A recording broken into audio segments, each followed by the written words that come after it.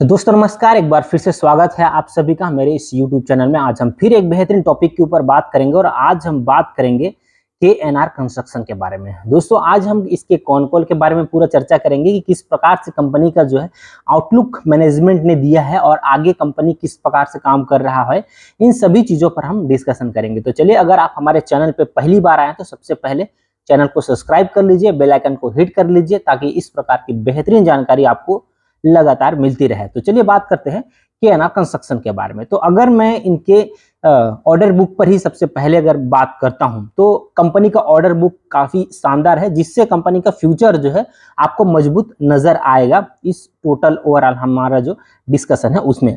तो आप देखेंगे KNR कंस्ट्रक्शन का ऑर्डर बुक जो है वो जो कितना था 8,667 करोड़। लेकिन अगर हम इसके जो नए प्रोजेक्ट मिला रहे जो जिसमें जो है HAM का और माइनिंग प्रोजेक्ट दोनों को अगर हम मिला देते हैं तो इसमें 15,234 करोड़ का टोटल इनका जो है ऑर्डर बुक होता है।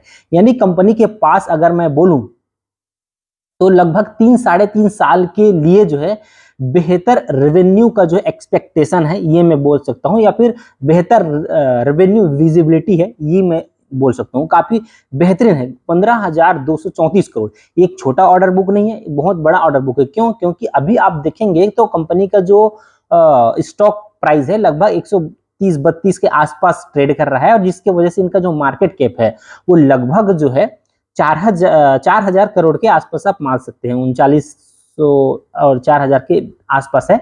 तो अगर आप राउंड फिगर में देखें तो लगभग 4 गुना है इनके ऑर्डर बुक जो है वो इनके मार्केट कैप से 4 गुना है। तो अच्छा खासा अगर ये एग्जीक्यूशन करता है अच्छे मार्जिन के साथ में तो कंपनी का फ्यूचर जो है काफी ब्राइट हो सकता है। इस ऑर्डर बुक का मैं डाइवर्सिफिकेशन आपको मैं बता देता हूं। माइनिंग से 45% का इनका जो है ऑर्डर बुक है। आप सोच करके देखिए, कंपनी ने डाइवर्सिफिकेशन किया कहां पर? माइनिंग पे। पहले अगर कंपनी के काम अगर मैं देखूं तो सबसे जो इसका प्राइमरी वर्क था वो रोड कंस्ट्रक्शन, फ्लाईओवर वगैरह है, पाइपलाइन, ये सब चीज इनका जो है प्राइमरी वर्क था। लेकिन अब कंपनी डाइवर्सिफाइड भी कर रहा है जिसमें माइनिंग का ही सबसे ज्यादा ऑर्डर आ गया है। 45% इनके पास जो है माइनिंग का है। रोड कंस्ट्रक्शन 38% है और इरिगेशन से 11% है और पाइपलाइन जो है लगभग 6% है।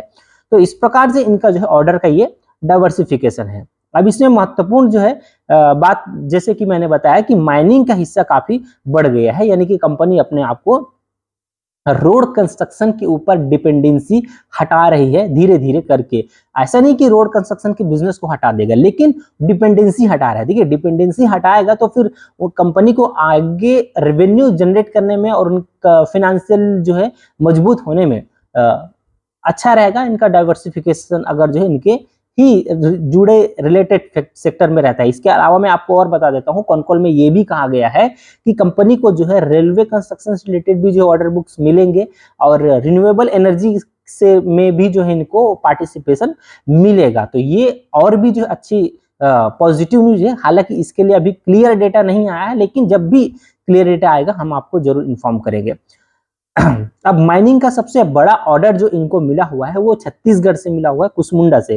3,361 करोड़ का जो है इनका सबसे बड़ा जो है ऑर्डर बुक है इनके माइनिंग का। अगर मैं 2027-28 की रेवेन्यू ग्रोथ की अगर मैं उम्मीद का जो है बात करूं तो फिर जो है फिनेंशियल ईयर सन 2027 में कंपनी लगभग 2200 से 2300 करोड़ का रेवेन्यू की उम्मीद करता है, और फाइनेंशियल ईयर सन 2028 में 3,000 करोड़ तक की रेवेन्यू का जो है ये उम्मीद करता है। तो ये और भी अच्छी चीजें हैं। अगर ये सारी चीजें जो है एग्जीक्यूशन अगर इन 2 वर्षों में अच्छा खासा हो जाता है और अच्छे मार्जिन के साथ होता है तो ये कंपनी के लिए बहुत ही बेहतर होगा। इनका जो है डेप्ट और रिड्यूस हुआ। वैसे डेप्ट बहुत ही कम है, लेकिन फिर भी इनका जो डेप्ट है 2,438 करोड़ से 1,975 करोड़, तो लगभग जो है 463 करोड़ के आसपास जो है इनका डेप्ट कम हुआ है। तो ये और अच्छी बात है। और इसके अलावा और सबसे इंपॉर्टेंट चीज है कि कंपनी को इनके सब्सिडरी में जो शेयर स्टॉक इन्होंने जो सेल किए हैं, हिस्सेदारी अपना जो बेचा है, उससे भी इनको प्रॉफिट हुआ है।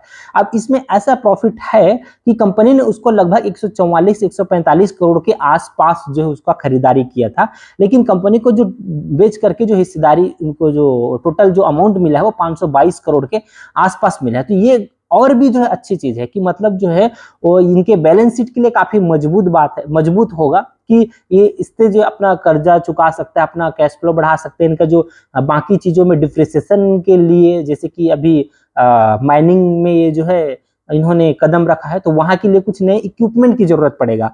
मैनेजमेंट ने यह भी कहा है कि जो इनके पुराने डंपर्स वगैरह थे उनको रिप्लेस करके ये नए डंपर्स लेंगे, तो वहां पर इनको कैपिटल की डेफिनेटली जरूरत पड़ेगा। तो ये सब जो पैसा है जो इनको इन्वेस्टमेंट के जरिए से प्रॉफिट हुआ है, उससे भी जो है कंपनी अपने बैलेंस शीट को मजबूत कर सकता है।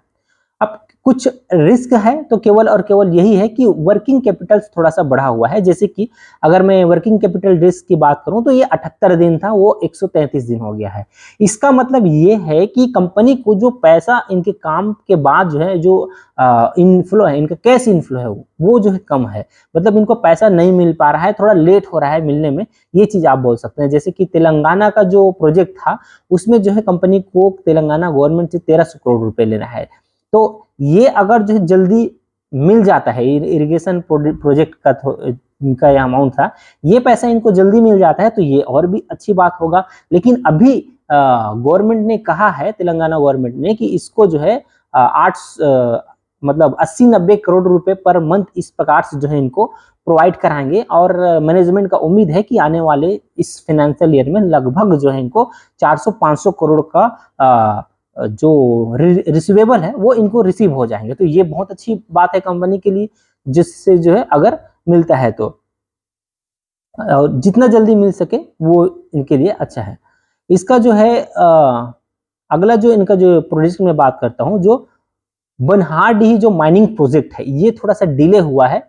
इसका कारण ये है कि जो बनहारडीह का जो फॉरेस्ट था उसमें इनको जो है परमिशन नहीं मिल पा रहा था, पब्लिक, आसपास जो लोकल पब्लिक था उसका कुछ दबाव के वजह से। लेकिन यहाँ पर ये भी चीज बोला गया है कि ये भी जो है धीरे धीरे करके सॉर्ट आउट हो गया है, लगभग सॉर्ट आउट हुआ है।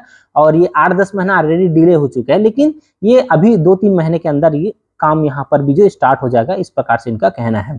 तो इसका फायदा जो है हो सकता है फिनेंशियल ईयर सन 2027 में हमें देखने को मिले ना मिले, एक अलग मैटर है। अगर एंड तक मिल जाए तो अच्छी बात है, लेकिन ये फिनेंशियल ईयर सन 2028 में इसका बेनिफिट हमको जरूर जो है मिलेगा।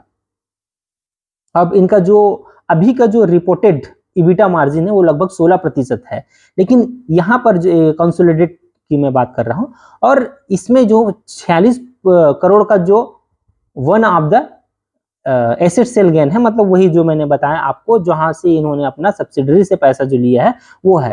तो अगर हम इबिटा मार्जिन को यहाँ पर 16% देखें तो ये इस प्रकार, इस नजरिए से प्रॉफिटेबल नहीं मान सकते। यहाँ पर जो है कंपनी को इस पर और अच्छे तरीके से काम करना होगा। जैसे कि अब आगे जो है इनका माइनिंग जो कैपेक्स है, तो फाइनेंशियल ईयर सन 2027 में लगभग 350-400 करोड़ का इनको जो है कैपेक्स करना है। और माइनिंग इक्विपमेंट भी जो है खरीदना है, जिससे डिप्रिसिएशन बढ़ सकता है। लेकिन अगर वो सब अमाउंट को जो उसमें अगर वो यूज करेंगे तो यहाँ पर जो है उनको थोड़ा सा आने वाले क्वार्टर में उसका मतलब हेल्प हो सकता है, मदद मिल सकता है, ये आप जो है बोल सकते हैं। तो ओवरऑल अगर हम जो है निष्कर्ष देखें केएनआर कंस्ट्रक्शन का, तो ऑर्डर बुक काफी मजबूत है। इससे जो है कंपनी का फ्यूचर विजिबिलिटी जो है काफी मजबूत होता है, और इन्वेस्टर का भी जो है हौसला यहाँ पर मजबूत होता है। रेवेन्यू विजिबिलिटी भी जो है काफी मजबूत है।